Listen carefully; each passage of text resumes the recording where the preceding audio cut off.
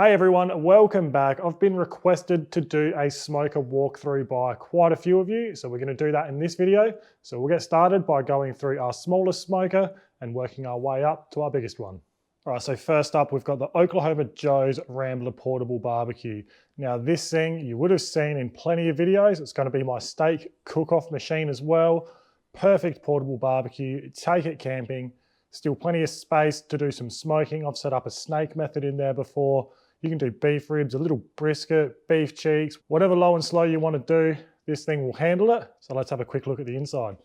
All right, so you can see I've got my grill grates there. You've got an adjustable charcoal grate. So this is a great setup for smoking while they're in the lowest position. And then you can bring them right up and get that perfect sear and get your charcoal nice and high right up and close to your cooking grate. Now to use this thing, fill the bottom up with charcoal, whatever method you want to use. You've got your side vent here. Adjust your airflow with that. Then you've also got your chimney up here. Nice little temp gauge. This thing weighs about 20-25 kilos, I think. So super portable, absolute great little barbecue. Next up, we've got the old faithful Weber kettle. If you don't own one, I bet you know someone who does, either a family member or a friend. So these are perfect for them Sunday roasts, but you can do absolutely anything in them. These are a great barbecue for beginners because they're easily accessible and you can pick them up secondhand really cheap. So let's have a look at the inside of this one too. So as you can see, you've got your charcoal baskets here. You can get charcoal rails as well. We've got a kettle cone in there for some hot and fast indirect cooking.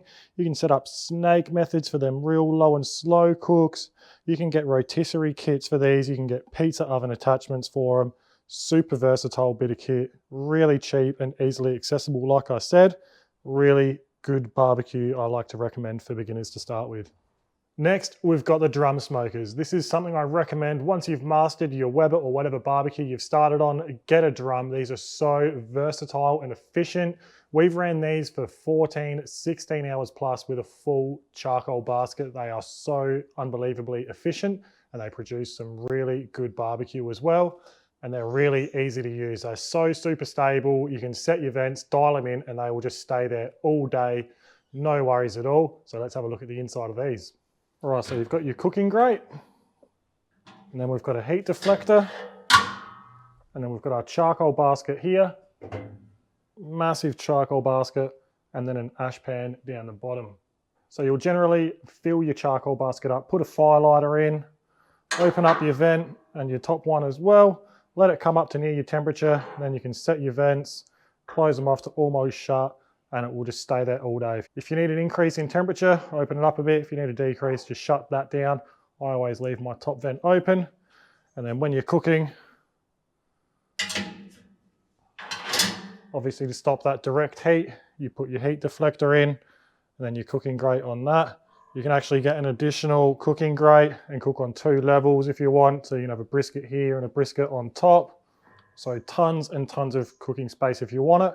You can also hang some stuff. So you've got attachments here.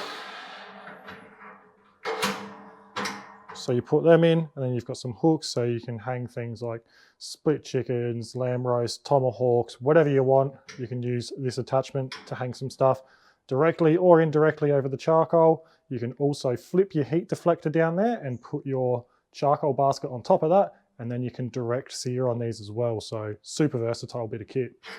All right, next up, we've got the big master build. This thing is an absolute beast. These are perfect for them days where you're really time poor. You can just set and forget these. Don't have to worry about fire management. This will do it all for you. Produces some awesome barbecue and you can smoke or sear on it too. So we'll have another look at the inside of this one. So tons of cooking space in there. You could fit 2 briskets down here, another one there, and then you've still got a warming rack up there. So how you use this thing is you will fill up your charcoal hopper. You're going to take these kill plates out so you can get heat into the cooking chamber from the hopper. You place a fire lighter in here. This little bracket's there just to stop the charcoal falling through. And then you've got your ash pan there. Once your charcoal's caught alight, you shut your door. Obviously our kill plates would be out.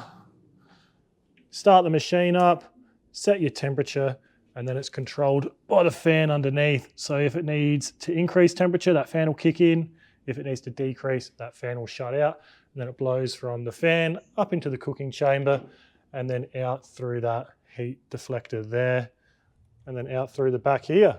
And then you've got the big offset. I absolutely love using an offset smoker. There's something about that real fire management, burning real wood splits that just make it special.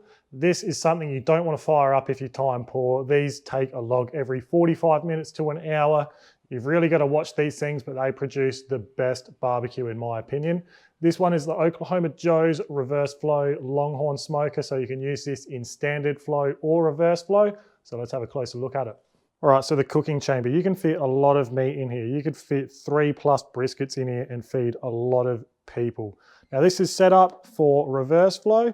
So how this works is your firebox, obviously got your fire going there. It'll pass underneath these deflector plates here, and then it'll start seeping through some of these vents, but mainly out of the end here. It'll pass back through and then out our exhaust there where our chimney's set up. Or you can take these plates out. You can actually take your chimney out of there and put it into the end here and set it up for standard flow. Take the plates out and then you'll just go straight from your firebox through that hole down there, which you can't see, through the cooking chamber and out there. So I've also got a gas barbecue and a rotisserie I don't use very often. Obviously they've got their own purpose. And then you've got things like Kamados. I used to have a Kamado. They're another really good versatile barbecue. They make incredible pizzas, another really efficient barbecue too. And then you've got all sorts of other smokers. So these are just the ones I like. My favorite at the moment and has been for quite a while is the Oklahoma Joe's drum smoker.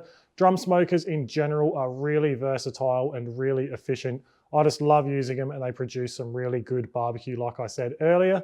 But what I would suggest is finding a smoker that works for you. Have a play around with it. If you don't like it, change it, try a different smoker and just find one that suits your lifestyle. If you're really time poor, have a look at something like the Masterbuilt or a pellet smoker. If you're really time poor, you can just set and forget them and they still produce some really good barbecue. Or if you've got the time and you really want to learn about fire management, go an offset smoker. That's definitely not something I would recommend to start with, but if you want to, don't let me put you off. It can be done. It just takes a little bit more time, effort, and understanding to master them. So that's the end of the video. If you want to see anything else or if you've got another suggestion, let us know in the comments below. So apart from that, thanks for watching and we'll see you next time.